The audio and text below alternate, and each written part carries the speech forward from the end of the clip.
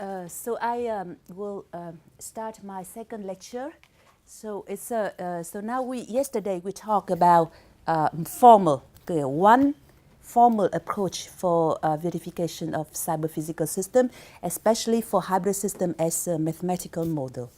So today we'll move to something more scalable and but less formal. So that what I call semi-formal validation of cyber-physical systems. So this is a joy to work with my students and also my colleagues at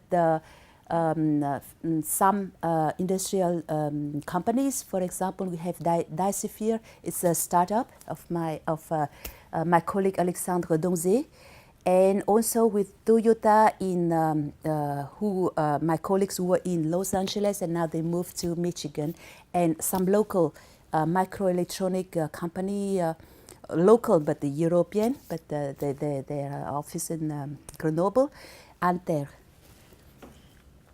So, so here is the global picture of this research. So that here we want to move from formal verification. That means that it requires some exhaustive analysis of the system. That means that we want to analyze all the behaviors of the system. And now we would like to do something more scalable in the sense that instead of performing reachability computation, which is very expensive, we would like to do some simulation or some testing. Testing, that means that we will have some system that we can execute. Also, we can simulate. So that means that if you have a model, we can simulate using some simulator, or you can have some real system and then we can execute. That means that we can stimulate the system with the input, we can observe some output, and then we will try to do some kind of like conformance testing. That means that we will see the conformance between the input-output relation of the specification and of the true system. So I would like, so that is the conformance testing. But here we would like to have some property which is more, I would say, formal in the sense that it's more mathematical. That means that it's not only like some specification written by engineers, which are pretty vague. And I would like to do something with specification using, for example, some formalism like, for example, STL, signal temporal logic. So that's what we call, now we try to falsify the system, try to falsify in the sense that if there is a bug, we try to find to discover the scenarios that can falsify some given property. So that is the first problem. The first problem of falsification. So find the input signal. So now because we have some system here, we have the input, we have the output, and then we try to find input signals that the corresponding output behaviors would violate the requirement. Okay, so this is more, it's like optimization problems. That means that given some function describing the correctness level of the system, we will try to find the input signal that will minimize this correctness level. That means that try to approach the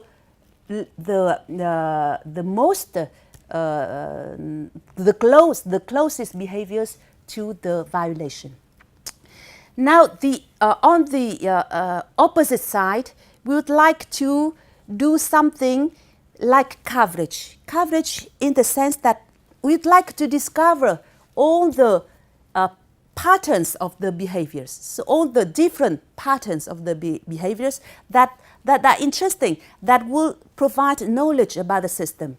So, and it's also important to have this like a variety of the behaviors that we exploit that will increase the confidence in the results in the case that we cannot reveal any bug. So we say that, okay, I don't see any bug, but I have explored a lot of behaviors.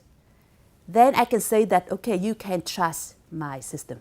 So this is the two is kind of orthogonal measures that will provide some guarantees to the testing results. So here is a, in particular in this setting, when I write the function y as a function of f of u is the input, y is the output observations, I don't need to have a mathematical description of f. So it's kind of black box system that what is needed is only that I am able to execute the system or to simulate the system. So like given input, I can execute to obtain the output. So and also here's, for example, this is some simple requirement. Input falsifier, we call the falsifier, that means that the signals that will make the output violate the requirements, and then the corresponding output falsifier. So here, for example, this is the level. Here is the 0.05. Then we see that here it will cross this threshold. So now, especially for the validation of CPS, so in this work, we would, as I mentioned, that we don't need to know about the model. We know that our model, it's hybrid in some sense. That means that you have the differential, you have dynamical behaviors in continuous time described by differential equations. You can have some discrete behaviors, switching behaviors. Automata, you can have the model specified as some programming languages, for example, and using some data structure, lookup tables. And you can have also delays, transport delays, for example, in the Simulink. So then you will, theoretically, you will have the infinite state system. And also you have different formalism of control programs, for example, really programs. So this is all this thing is that you have very complex and very mixed dynamics in the system.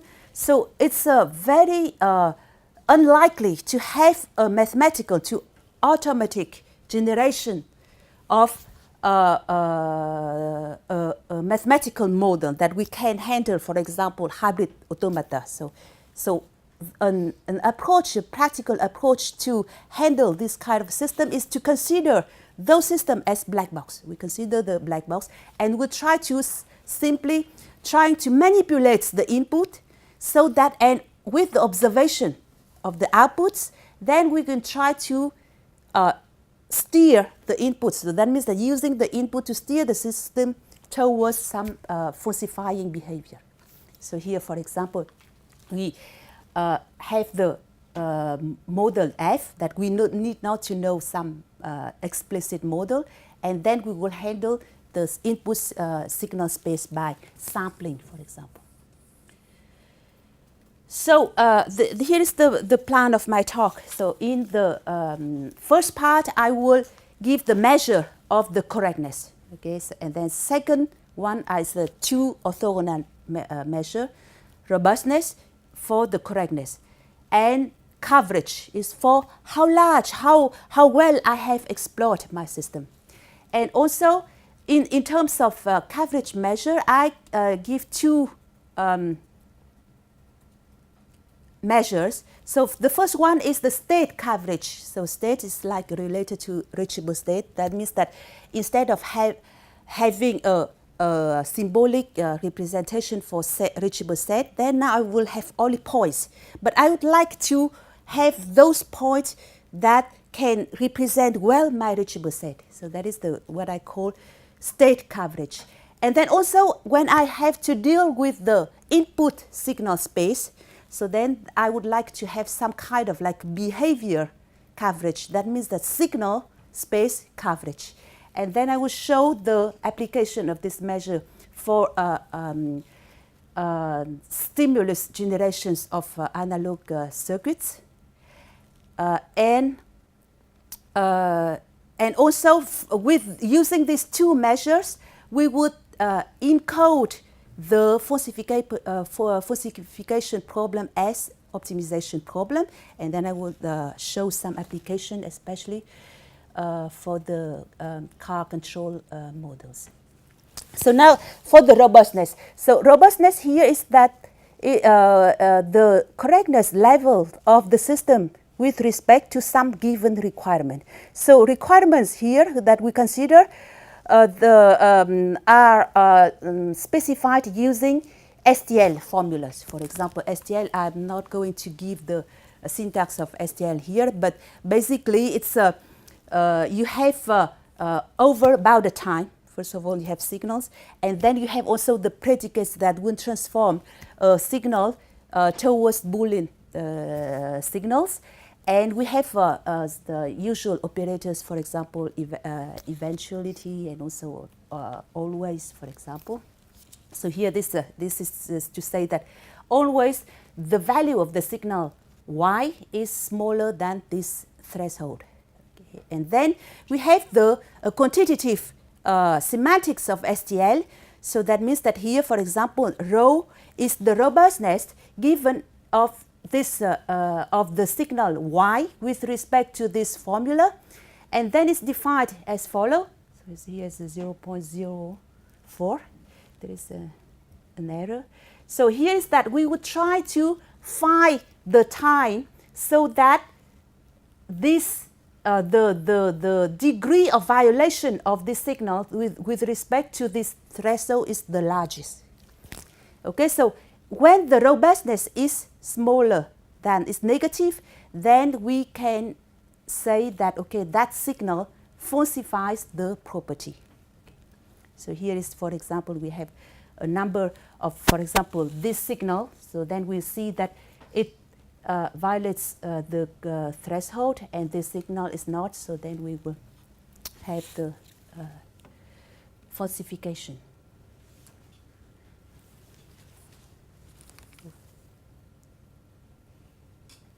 So that is the our measure of the correctness. And now is the second type of measure is the coverage. So first of all, I will talk about the state coverage. State coverage here is that we will have basically a set of points. Okay, so then we want to see how well this set of points distributed over the reachable space. So that is our measure. So I will use some notion which is the star discrepancy. So star discrepancy for a given set of k points, for example, star discrepancy here means that the space that we want to consider here is in fact is the unit box. So we can generalize to like more general boxes, but it's the box. In general discrepancy, you can have more general notion like a geometric discrepancy. So we have defined the family of the spaces. For example, you can have like circles, you can have family of different shapes and polytopes, etc. So here is the star discrepancy for set of points inside some unit box. So we have a set P of k points, and in this box B. And then, first of all, we'll define the local discrepancy. Local discrepancy, that means that we will consider some local box. Local box, we will have one corner is at the origin, and the other corner is moving around inside this box. Okay, so then we have an infinite number of the local boxes. So local discrepancy is that we will do like this. We'll count the number of points inside this local box over total number of points, and also we compare it with the ratio of the volume. So then it's kind of like we'll see, okay, with that much volume, how many points I should put in there. But that is only in terms of like counting. But also now we need to consider the positions of the boxes. That's why we need to, for example, with this box, we will have 2/7 points in total, and the ratio of volume is 1/4. And finally, the discrepancy is that we take the supremum of all the local discrepancy for over all the possible local boxes. So that is the this is the measure. Then now the intuition of this measure. For example, if we have some like a sequence of random points, they are very well known sequence of random points with low discrepancy. So we'll see that okay, the value of discrepancy here is this. It's pretty small, and then we see that here is pretty well distributed. Now, if we take another sequence, it's still a good sequence with a low discrepancy. The discrepancy is a little bit higher, but it's still good. So we see that here there is a big hole. Okay, so that means that it's not so well distributed. But now, if we take the same number of points, but generated by the pseudo-random function in the library C, then we'll see that the discrepancy is not so, the coverage is not so good. We have a lot of like holes over here, and then here we have a lot of dense point, but here we don't have anything. So, and the discrepancy is, the value is much higher. So that is now we just have the what the first measure is the state coverage using the star discrepancy. The star discrepancy is only one measure. We can extend that to more general geometric discrepancy notions. So now we'll go to from points from state. Now we go to signals. So okay, signals over some bounded horizon, for example.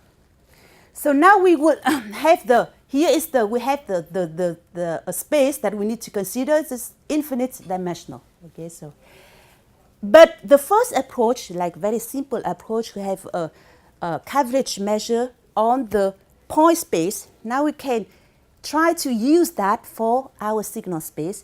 That means that we, especially when we consider some special classes of input signals, for example, in circuits or also in cyber-physical system, we have a lot of considerations for signals like piecewise constant. For example, they would represent, for example, some perturbation to the system. If, for example, the input, you don't have anything, and then we have some perturbation of the step function, for example. Then, for this kind of piecewise constant functions, so then we can parameterize by dividing. We say that, okay, this I consider a class of signals with 5 intervals, for example, and then I will encode the 5 values for each interval. So then I move from the signal space to the point space. And also, for example, we can also consider this type of the space of signals, but we restrict to signals that satisfy some temporal properties. I'm not discussing this in this talk, but it's possible to generate signals, to consider signals of some particular class and satisfy some properties, temporal property. So now that is the simple way to handle signal space. Another way is that we can consider truly signals, and then we define a notion of coverage for the signal space.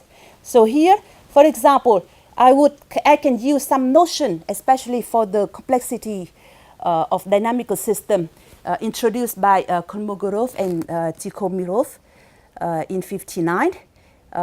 As you have used the notion of epsilon nets of function space. So first of all, we'll consider, for example, the distance between two signals. So suppose that we have two signals here, the distance.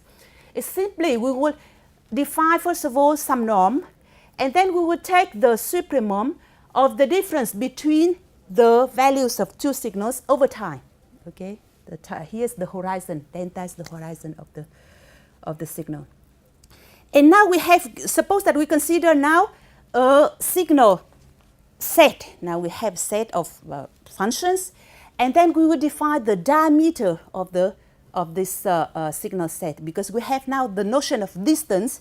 So then it's easy to define the diameter. So this is simply taking the maximal distance between any two functions. And then also we have the notions of epsilon covering of a set of signals. That means that we will have, now we will create a collection of the signals so that the diameters is not greater, the diameters of each subset in this collection is not greater than 2 epsilon. And also the union, you make the union that it will cover the set of signals of interest. Okay, so it's you can imagine, try to imagine that just on the point space. That is pretty equivalent. And then we have the epsilon nets. So now this is the epsilon nets. So given a set of signals, and then we will define a set, a finite set. So the epsilon net is finite. That is the interest of defining the epsilon net here.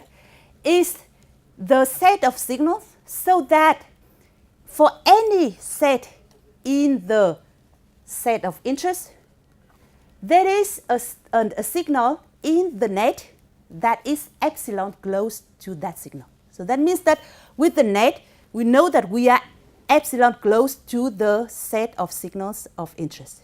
Okay, so, and we represent that net only with the finite number of signals. And then also here's the other notion. The other notion is that we don't want the set that the finite set that we use as approximation is too large. We want the minimal number of signals there.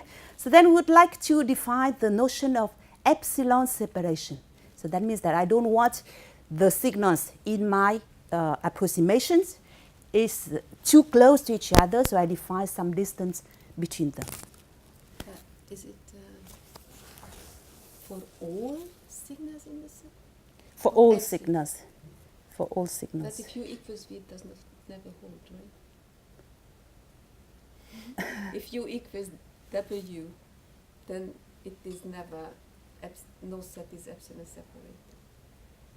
Oh, is it exists? No, the set S. So it's like, suppose that now if you look at the point space, you have a set.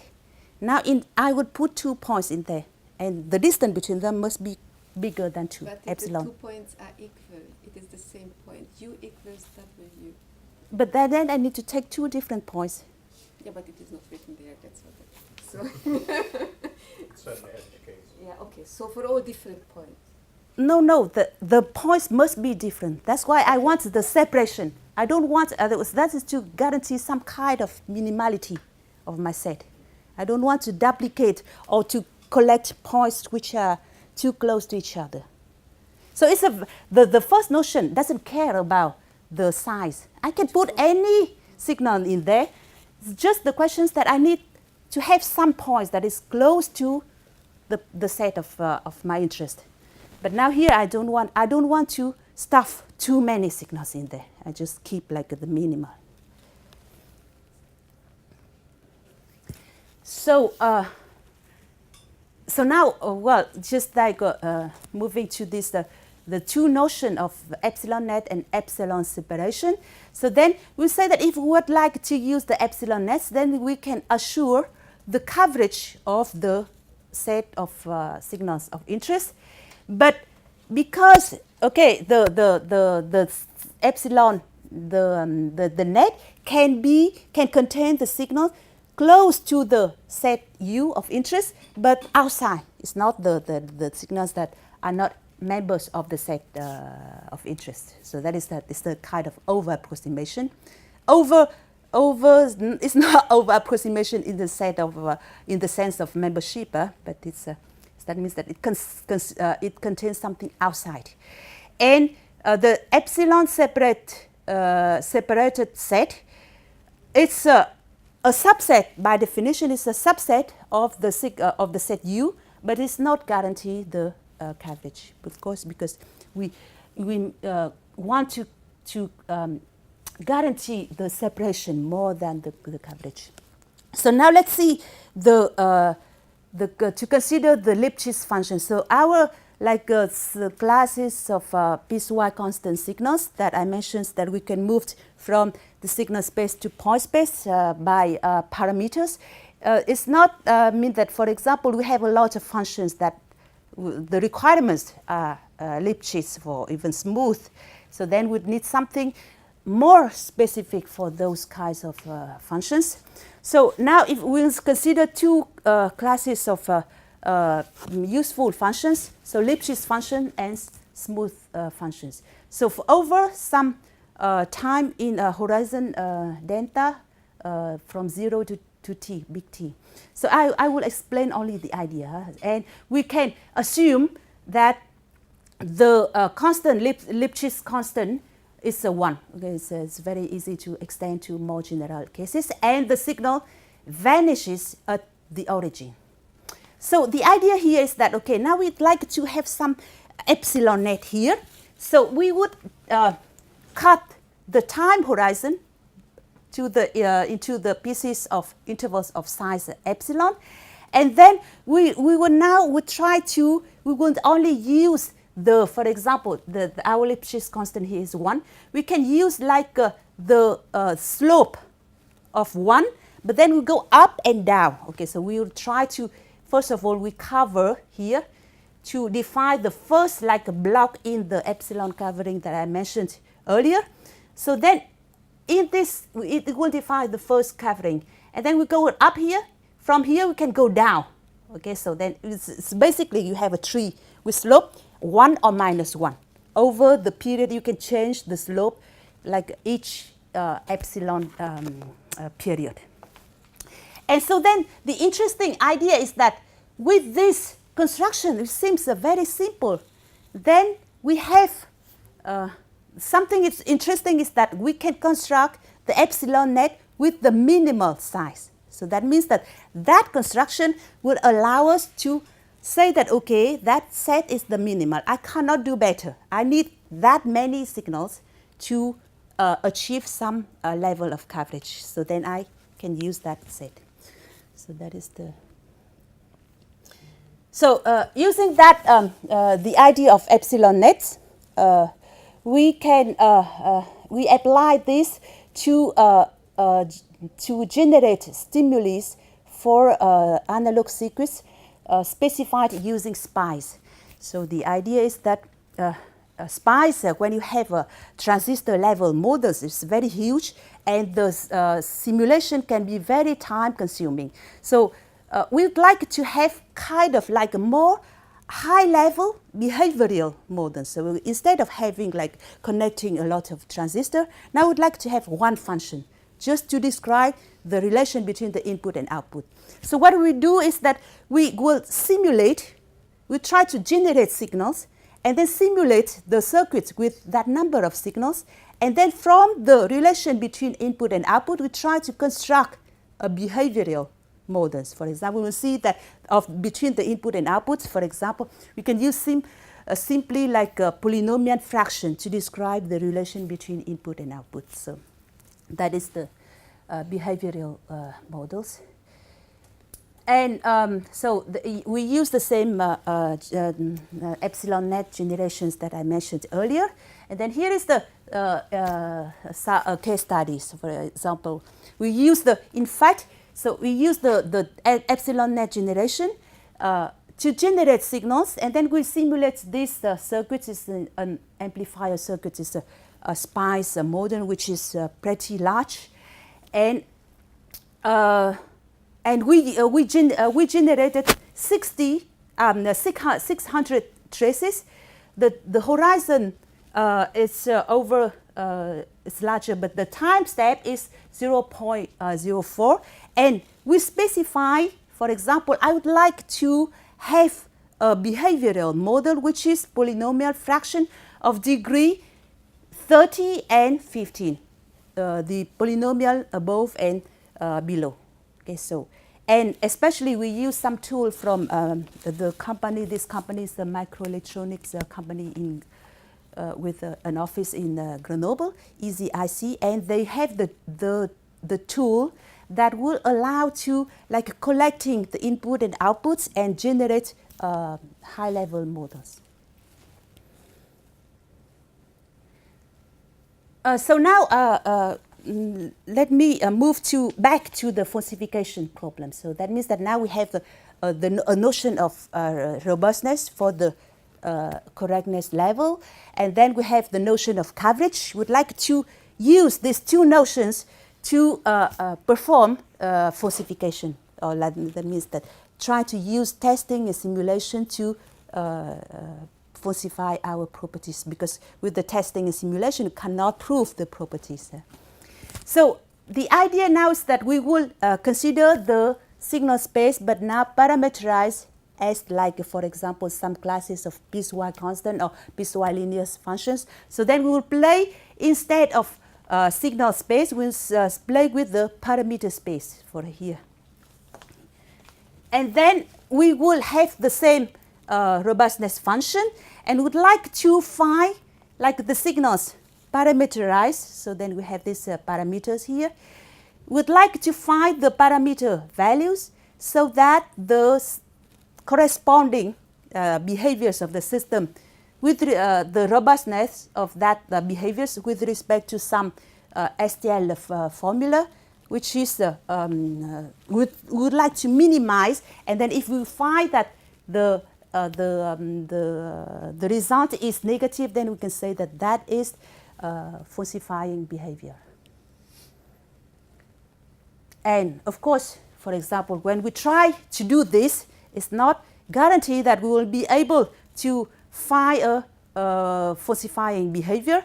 But then in case that we cannot find any, cannot reveal any bug, we can say that if I have a good coverage, then that is kind of like quantitative guarantees for my testing results. And especially here we will use the coverage over the input signal space, or even on the state space. So the idea of testing generation is that either we can use the star discrepancy with some, like, randomized explorations, and using some robotics planning algorithm guided by coverage criteria. I would not detail that in this talk. And then the second approach is that I would like to play with the input space, how to sample the input space, and using classification, using the information that we have explored about the relation between input and output, and then we classify the input space, and we will use some optimization algorithm for black box system. So now the search algorithms that we will use in this approach, we can use a number. I mean, that is not restrictive. We can use a number of available well-known search algorithms, for example, simulated annealing, CMAES, Nelder-Mead.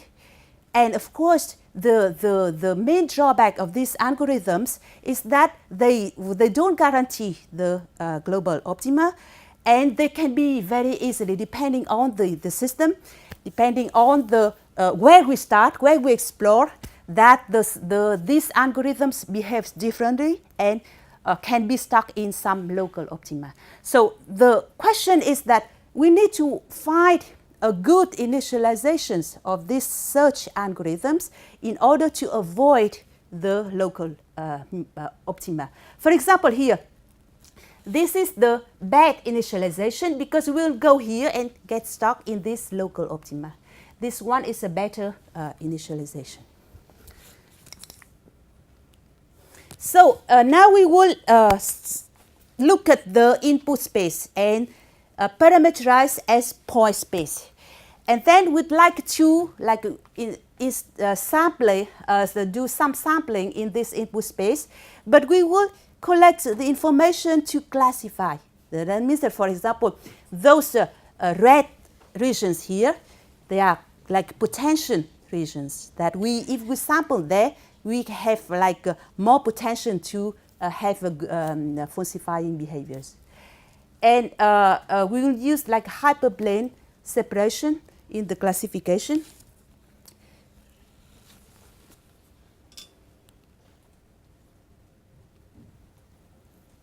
So now, for example, first of all, we sample in the first iteration, we sample, and then we simulate or execute the system with these input signals.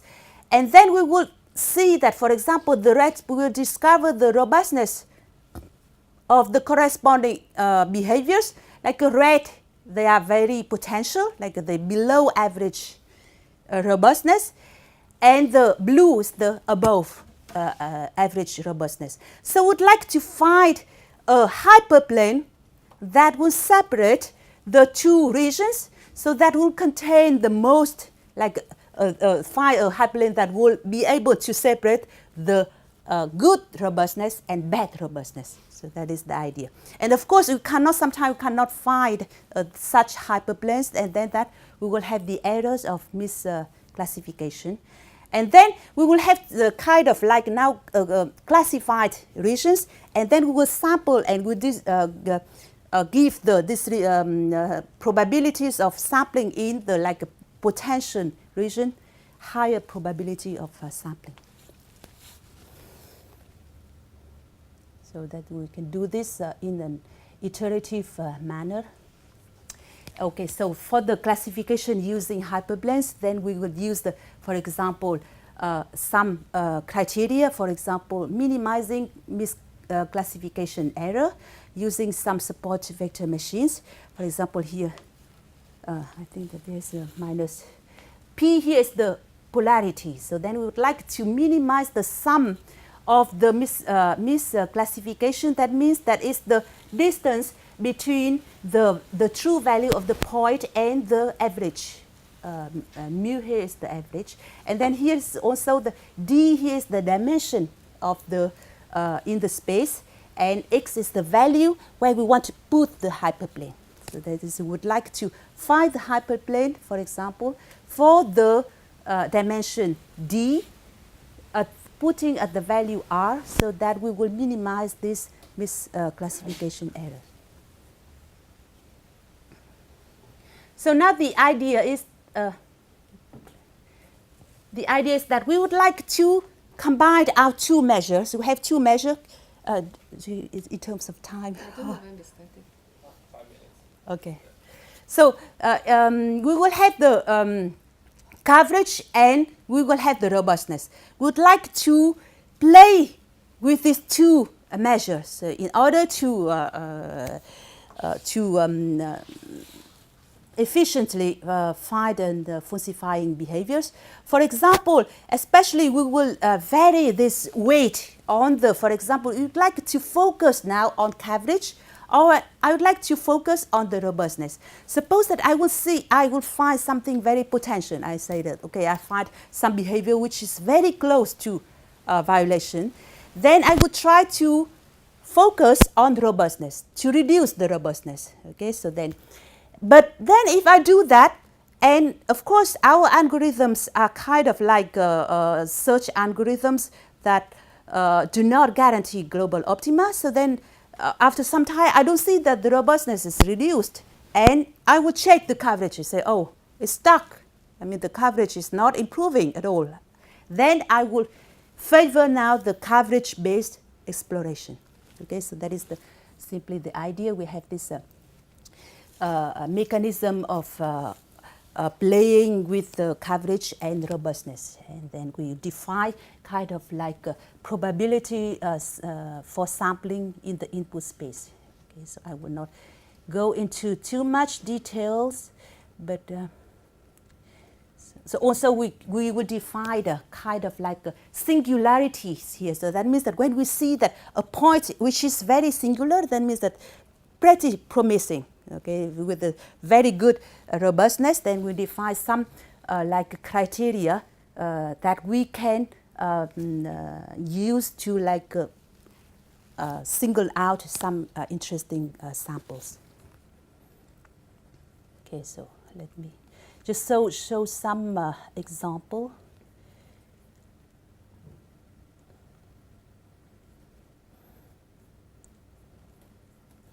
So also, for example, here I would say that how we can play with between the coverage and the robustness is that, for example, here with the robustness, we would say that, okay, especially with this CNRS is the search algorithm based on the evolutionary strategy. So that means that basically you will sample some members, and then we'll select some like potential members to be parents for the next generations, and then instead using some criteria then we will try to iteratively to improve that criteria.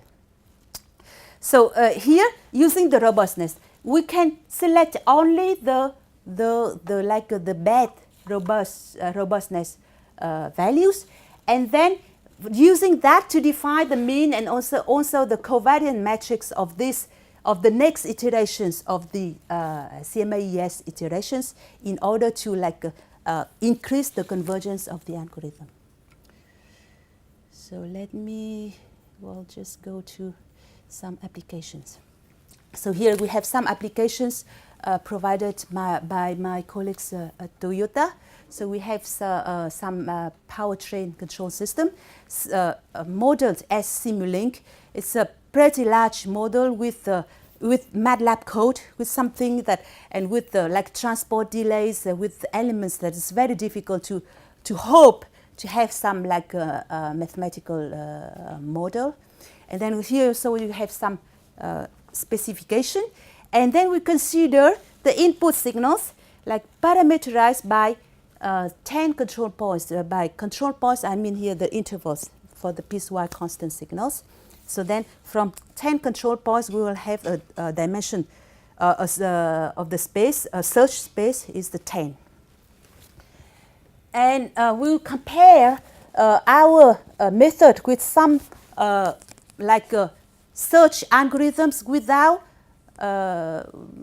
guiding. For example, here we have our method, and here is simply a CMAES or some grid-based random sampling, some global Nandermead bridge. That means that the tool bridge which can handle STL, and also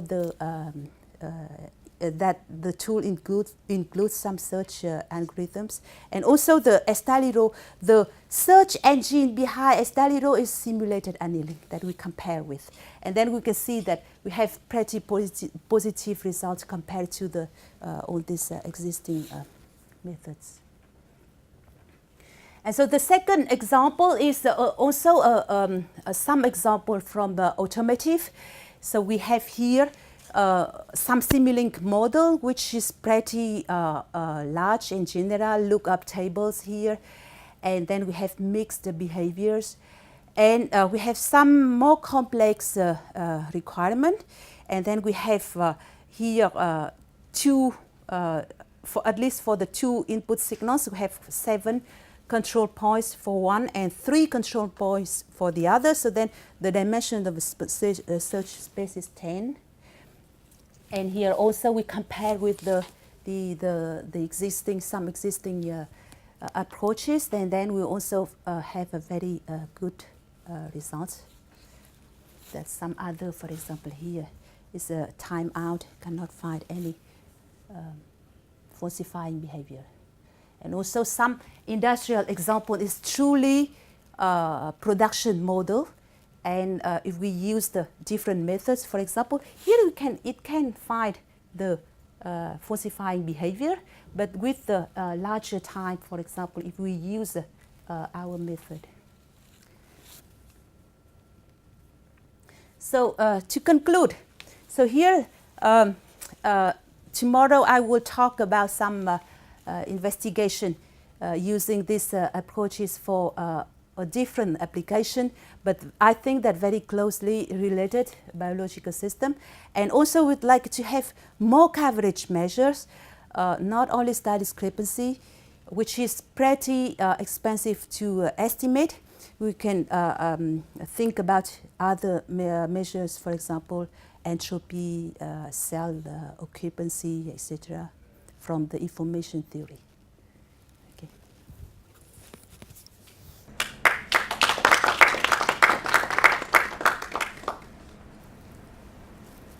Thank you very much, Thao. Any questions from the audience? I have one. I'm not sure that I understood. What do you mean with the dimension of the space?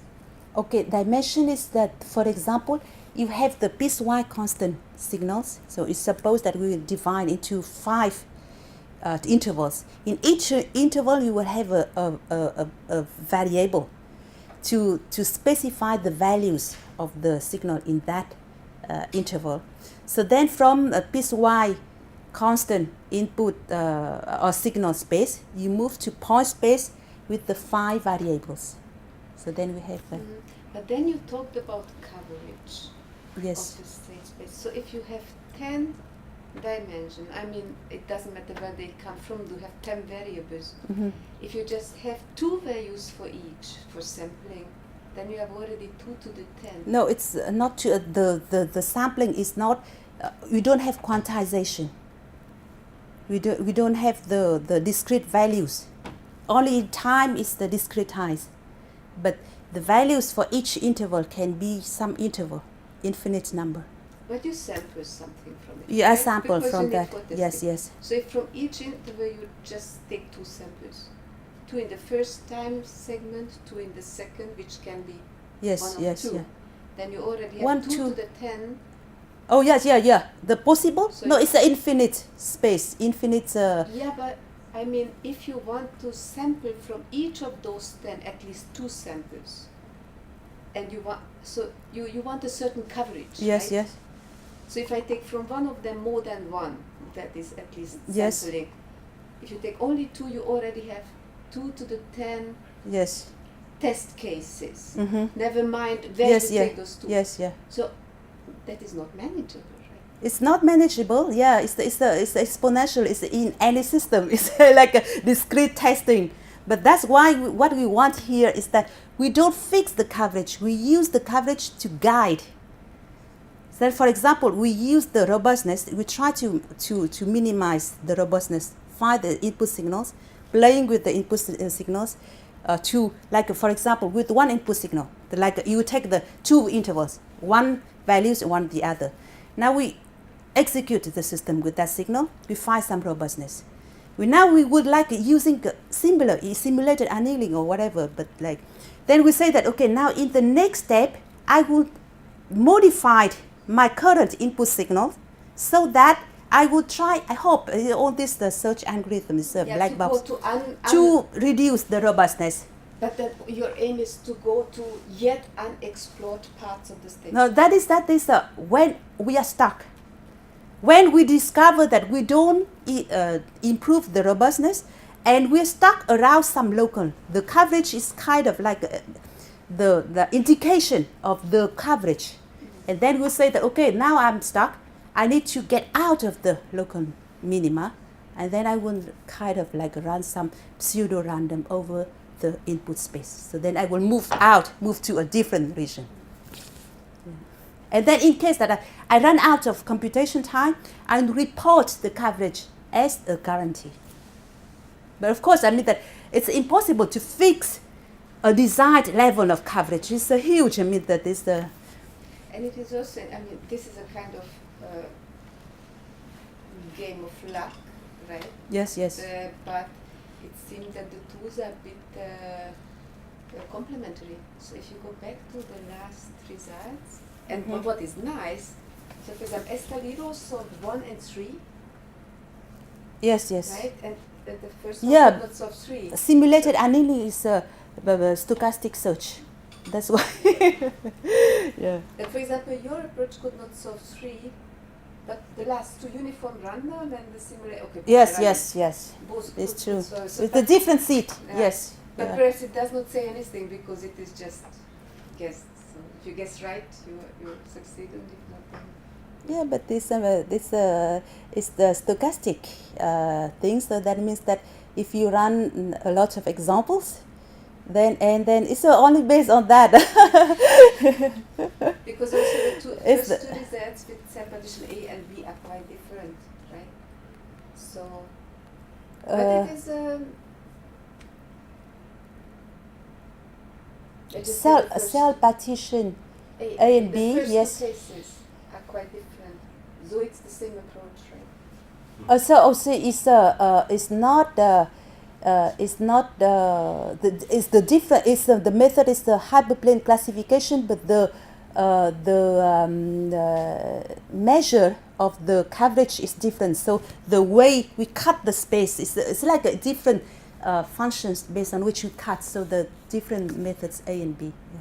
So perhaps the best thing is to use different approaches in a kind of portfolio, because Yes, you have yes. very nice approaches. It's what is important in this area is that we need some kind of like mathematical formulation, hopefully, to guide, to tell that okay, with this kind of behaviors, this kind of this system, it's better to use this algorithm. That's why I would like to, in fact, try to like using the classification to better initialize the algorithm and to choose, pick which one to use. Just a question following up on this point about the stochastic tools. Yeah. You made a point that they're stochastic, so you never know. Yes. If it's a system that has a stochastic input, maybe you give it the answer implicitly or something. Is it possible, would it be sensible to take the stochastic tools and measure how often they falsify? So you can maybe randomly sample the seed or... Yes, yeah. And then There are, in fact, inside this domain, for example, they use learning to learn the better setting for the algorithms. So, and also like a better setting for the algorithms for like a class of system, class of problems. They have a lot of, to generate the problems, they will try to learn how to change the parameters. Yeah, so I mean that it's like using the same method to configure itself. Yeah. Yes. Thank you. Any other questions?